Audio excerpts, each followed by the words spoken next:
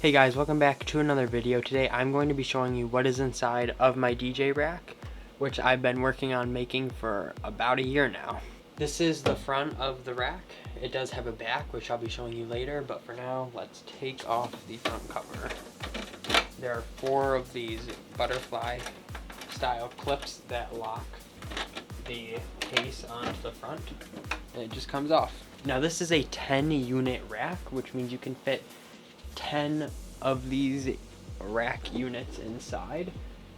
When you buy things, they come in different sizes though. For example, this right here is a drawer, which is 2 units. This up top is my power, which is 1 unit. So it comes in different sizes. We're going to be going from the top to the bottom. Starting at the top, I have my power distribution unit. This is basically a fancy power strip. On the back of this, there's a bunch of power outlets, which you'll see later. And there's also one outlet here. This is from Pile. It is the PC0850. It is advertised as a surge protector, although I've seen multiple reviews claiming that it is not a surge protector. I would have preferred to have a surge protector, but I don't need a surge protector. And it is the cheapest rack mount power bar that I have seen. I don't really need surge protection. Eventually I will end up replacing it, but that is in years. Below that I have my microphone receiver. I use the Shure SLX-D system, SLX-D4, which is probably one of the most expensive parts of my system, is the microphone and the receiver. I have rerouted the antennas to the front, so these BNC connectors here are where the antennas go on. Below that I have my in-ear monitor system. This is from Debra. It is the ER202. It is one of the cheapest rack mount dual in-ear monitor systems that you can buy. This does transmit on 2 different channels or frequencies. That allows me to have 2 separate mixes, which is important because more often than not, I don't use this for in-ear monitors. I use it for wireless speakers. I'll take the little packs and put them on speakers if it's long distance. I will say I have had some problems with the system. It puts out a lot of wireless interference. On my SLX-D unit here, on the signal strength, it'll sometimes show that there's signal on all of the channels, which is just interference from this. I haven't had audio interference with this most of the time. Every now and then I have had some weird audio interference with this, especially when I, spoilers, open and close this drawer. I think the antennas are a little wonky or maybe too close together, but I have also had it interfere with other systems before. I did a school dance once and they had their wireless microphones for the gym on and hooked up to the speakers, which also happened to be on. And once I turned on this unit, it started buzzing and making crazy noises, so I was not able to use the in-ear monitor for that. But when there's not interference, it works great. Below here is a drawer. It does have a lock on it, so I can lock it. Typically I leave it unlocked. I'm not worried about someone stealing it. In here, I keep a lot of things. Probably most importantly, the power cord for the rack is in there. I have my microphone. This is the SLX-D2 handheld transmitter with the SM58 capsule on it. These are my antennas for the microphone. These are the antennas for the in-ear monitors. These are the wireless packs for the in-ear monitors.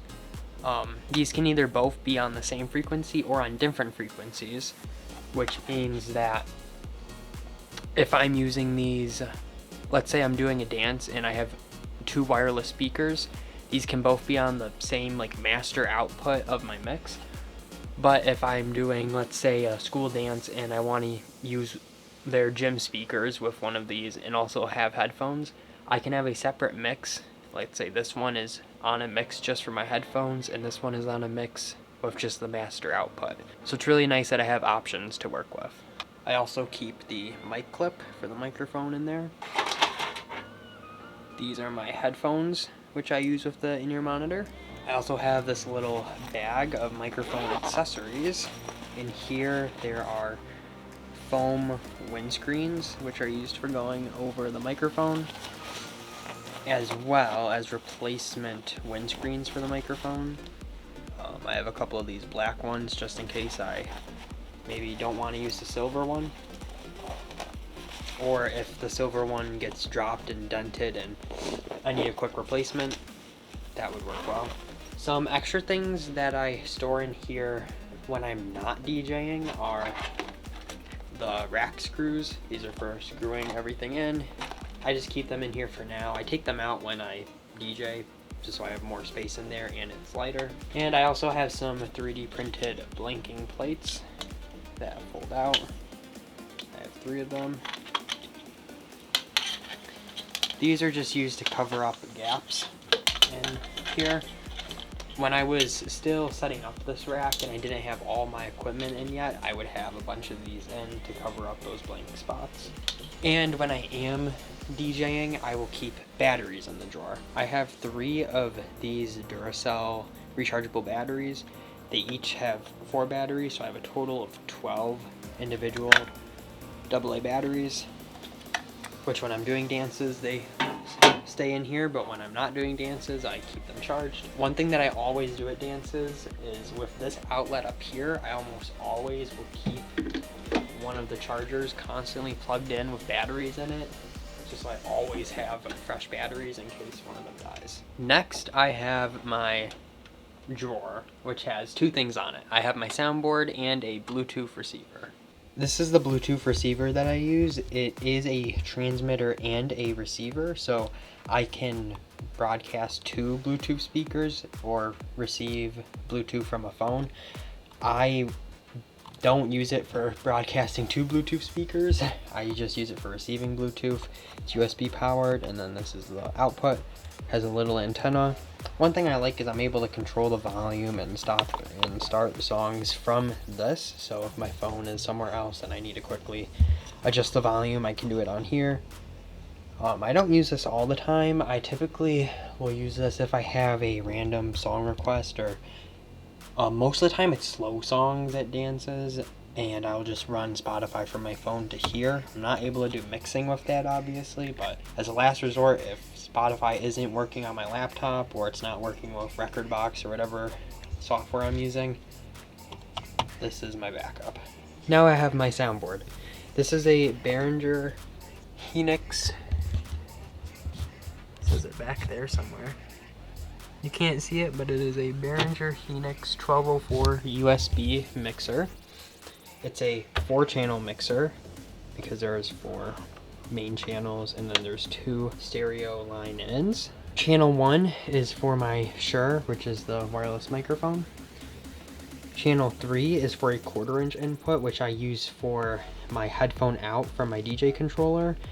This is important, especially when I'm using my headphones with this. I won't feed this through my master output. I use these here to put it just through my ears. Channel 4 here is for the Bluetooth in with this. And channel 7 and 8 are a stereo in, which I use for my master out from my DJ controller, which goes into here. And obviously I have my master out, which goes to my speakers. Now these red and orange knobs here control the different channels for my in-ear monitors. Red is all for channel 1 and orange is for channel 2. You can kind of see it. There's a screen here and a screen here. This is for channel 1, this is for channel 2. So let's say I want channel 1 to have my master output for wireless speakers. I'll send my DJ controller through it, my Bluetooth through it, and my microphone through it. But if I want channel 2 to just be what I hear through my headphones, I'll typically just take my headphone in and just give it that. And then I have master volume control over here. So that's really nice having that flexibility with this mixer. One thing I will note is getting all of this mounted on right and having good spacing was very difficult. All of the cables have to be flat, so I ordered some 1/4 inch flat adapters for over here. There's 4 of them. And for the main inputs, there are some right angle XLR adapters. So it's very tight clearance, but it looks really nice. Now at the bottom of the rack is my patch panel. These use D series type mounts. So there's 1, 2, 3, 4, 5, 6, 7, 8, 9, 10, 11, 12. There's 12 different little cutout holes. All of them are filled either with ports or some blanking plates. These two here are just 3D printed blanks and I screwed them in, but everything else has a purpose. On the far left and far right are antenna ports for the in-ear monitors. This is IEM-A and IEM-B, or channel 1 and channel 2. Here is my power in, which uses a PowerCon connector. This silver input here is a 1/4 inch input, which I use as the headphone out from my DJ controller. In left and in right, the two black inputs are used from the master outs on my DJ controller. These two have not been labeled yet because they're actually new as of 1 or 2 weeks ago, I believe.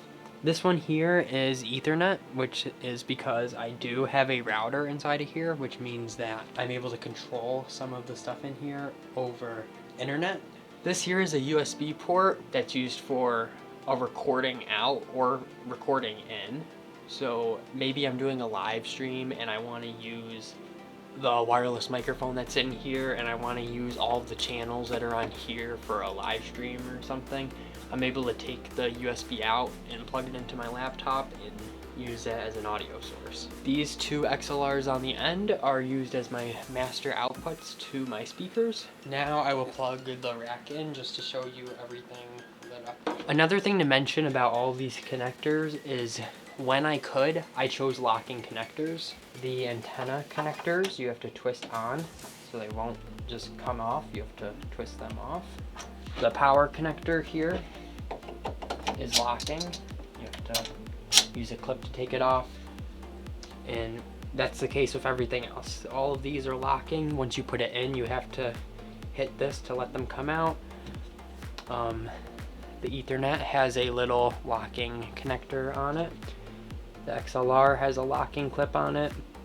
The other antenna has a twist to lock thing. The USB is the only thing that is not able to lock in, but I never use the USB when I'm DJing. Now that I have power in down here, I'm able to flip the switch and everything should turn on. So you'll notice when the switch is on, there is a green light to show that it's on. The microphone turns on. Since I don't always end up using my headphones, I have it so it does not power on with the switch. I have to press this button to power it on, and then it turns on. When it's on, if I turn it off and then back on again, it will power up automatically, but I typically leave it off because I don't always use it. For now, I'll leave it on though, because it looks cool, I think. And then down here, my Bluetooth adapter is turning on. Well, it is on. It's just trying to find a device and it's now on my phone. And as you can see by the power light, the mixer is on and some of the channels, all of the channels are muted. I can unmute them and stuff. This mixer does have 48 volt phantom power. I don't need it though, so I have it turned off. The back has the same type of clips that hold it in place. One thing that is different about the back though is it does have a pouch that you're able to put stuff in. The front is not. If I wanted to though, I could just swap this and put this one on the front, but I don't end up using this pouch, so I keep it on the back. And now you can see the back of the rack, which is pretty messy. The main thing that is back here is this router right here, which is on a custom 3D printed mount. It has this Ethernet, goes down to the bottom and goes to the front, which is where the port is on the bottom. And this one here goes into the back of the microphone right there. So right now, the only thing that is able to be controlled through the router here with a phone or tablet is the microphone. I'm able to monitor levels on it, change settings, do a lot of cool stuff with it. From here you can also see the power ports on the back of the switch. There are 8 outlets back here that I'm able to use. This right here is the microphone. This is the in-ear monitors. This right here is the drawer. Here you can see the back of the mixer. This is where the USB comes out, the master outputs. If I wanted to turn phantom power on, this is how I do it. I flip the switch in the back. You'll also see here all of the flat connectors that had to be used with the mixer. And these ones here too. You can kind of see at the bottom, all of the cables go to the front and screw in. The back is definitely a mess, but it kind of has to be that way because I'm fitting a lot of equipment in a tight space and none of it can be interfering with each other, especially with the drawer. A lot of the cables also have to have slack so that the drawer can pull out and push in without getting caught or tangled up in anything. Getting this rack was one of the best investments that I believe I've made into my DJ career. It makes setting up so much easier and faster. It is heavy. It's definitely not light, and it's pretty awkward to carry around. You can buy racks that are on wheels, which make it a lot easier. This is not on wheels though. I'm able to still carry it fine, but it makes setting up so much easier. You just plug it in, plug all your cables into it, and it's really easy. I don't have to set up each piece individually. I used to have to bring a case for my soundboard, a case for my microphone, a case for headphones. Now everything is just in here. One power cord for everything, only one big case that everything's in. I don't have to take the stuff out of cases at the beginning of the night and put it back into cases at the end of the night. All of the equipment is just permanently in here, and it's really nice. Thank you guys for watching this video. I will see you in the next one. Goodbye.